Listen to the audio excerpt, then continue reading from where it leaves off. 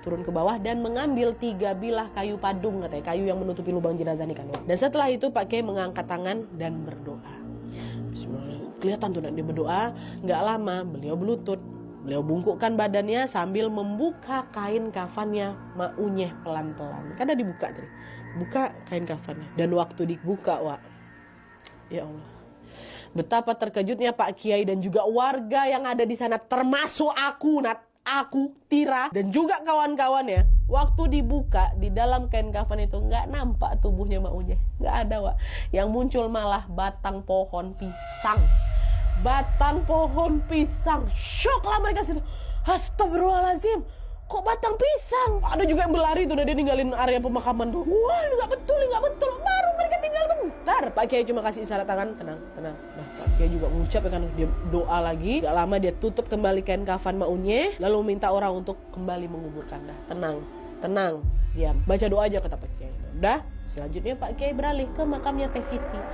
Dan sama jenazah Teh Siti juga jadi batang pohon pisang. Apa nggak makin heran, makin takut kami di situ. Aku juga tengok dia batang pisang. Kok bisa jenazahnya Maunyeh sama Teh Siti berubah jadi batang pisang, ya Allah. Bayinya gimana? Waktu bayinya nggak dibuka sama Pak Kiai. Dan setelah Pak Kiai mengecek jenazah Teh Siti dan juga Maunyeh tadi, beliau meminta kembali penggali kubur untuk menutup kembali makam itu seperti semula. Tapi lagi-lagi Tira dikejutkan dengan kejadian tidak terduga, Wak. Pada saat itu dia dengar, si Tira pertama dengarnya, dia dengar ada derap langkah kuda dari arah belakang mereka. Ya kedengaran makin lama kok makin kencang gitu kan. Nah karena nggak yakin dengan apa yang dia dengar, Tira nolehlah ke arah Reza.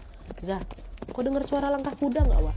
Iya, aku dengar, kata si Reza kayak gitu. Nah, seiring dengan suara langkah kuda itu, aura sekitar tuh makin gak enak lagi. Dan kami masih liatin orang balikin makam ya kan. Ya kok ada suara langkah kuda. Dan tepat pada saat si Tira berbisik sama si Reza, rupanya ada warga yang tiba-tiba teriak, Eta naon, katanya gitu. Sambil dia nunjuk ke arah pintu masuk pemakaman, Wak. Langsung lah nengok ke belakang lagi orang-orang kan. Dan ternyata mereka semua 20 orang ini, Nadia, termasuk aku, waktu ngeliat ke arah pintu makam, mereka ngeliat apa? Ada bayangan 2 ekor kuda yang lagi berderap keluar makam ya, Wak, ya.